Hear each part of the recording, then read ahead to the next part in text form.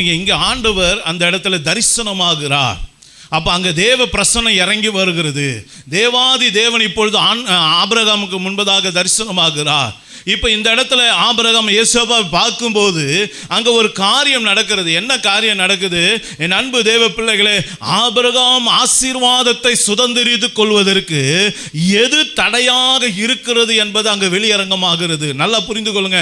அநேக நாட்களாக நம்ம நினைக்கலாம், ஐயா எவ்வளோ நான் ஜெபிக்கிறேன்னு, எவ்வளோ உபவாசம் இருந்து ஜெபிக்கிறேன்னு, ஆனாலும் என் பிரச்சனை தீர மாட்டேங்குது, என் போராட்டம் தீர மாட்டேங்குது அப்படின்னு சொல்லி அநேக காரியம், இந்த விஷயம் இப்படி நடக்கும் நான் எதிர்பார்த்தேன், ஆனால் அது அப்படியே தலைகீழாக மாறிச்சு.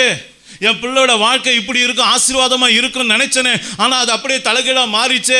இந்த வீட்டுக்காரியம் இப்படி ஒழுங்காக நடக்கும்னு எதிர்பார்த்தேனே, அது அப்படியே தலைகீழாக மாறிச்சு. என் வேலையில் எனக்கு ப்ரொமோஷன் வரும்னு எதிர்பார்த்தேனே, அந்த ப்ரொமோஷன் வேற ஒருத்தருக்கு போகுது. எனக்கு நல்ல ஒரு இன்க்ரிமெண்ட் வரும்னு எதிர்பார்த்தேனே, அது இப்பொழுது என்னை கை நழுவி போகுது.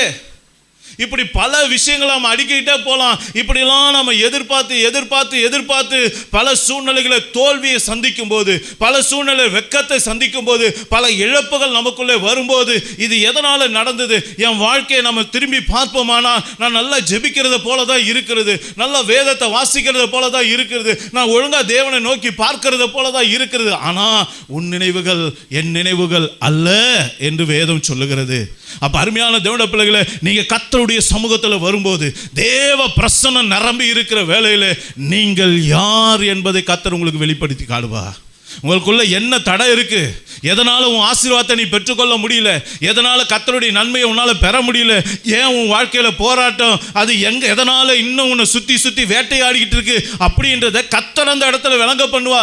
24 வருஷம் ஆகியும் இன்னும் வாக்குத்தத்தம் நிறைவேறலைன்னா காரணம் பிரச்சனை ஏசப்பா கிட்ட இல்ல. அதை சுதந்திரிக்க இங்கே ஆபிரகாம் கிட்ட ஒரு குறை இருக்கு. என்ன? அவன் உத்தமனா இல்ல, அவன் குற்றவாளியா இருக்கிறான், அநேகர் சொல்லக்கூடிய பழிகாரனா இருக்கிறான். அதனாலதான் ஆண்டவர் அந்த இடத்துல அவனுக்கு தரிசனமாகும் போது அவனுடைய குற்றத்தை அவனுக்கு வெளிப்படுத்தி காட்டுகிறார், அவனுடைய குறைவை அவங்க வெளிப்படுத்தி காட்டுகிறார். என் அன்பு தேவ பிள்ளைகளை, எந்த சூழ்நிலையிலும் ஜெபிக்கிறத மறந்து போகாதீங்க. எந்த சூழ்நிலையிலும் தேவ சமூகத்தை தேடுவதை மறந்து போகாதீங்க. காலையில் எழுந்தா தேவ சமூகத்தை தேடுங்க, படுக்கிறதுக்கு முன்பதாக தேவ சமூகத்தை தேடுங்க.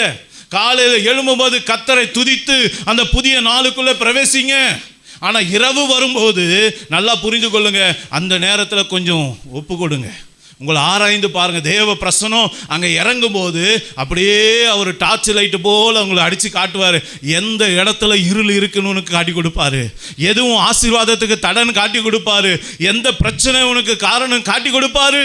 நீ அதை அகற்றினா உன் வாழ்க்கை ஆசீர்வதிக்கப்படும், வாக்குத்தத்தம் நிறைவேறதை நீங்கள்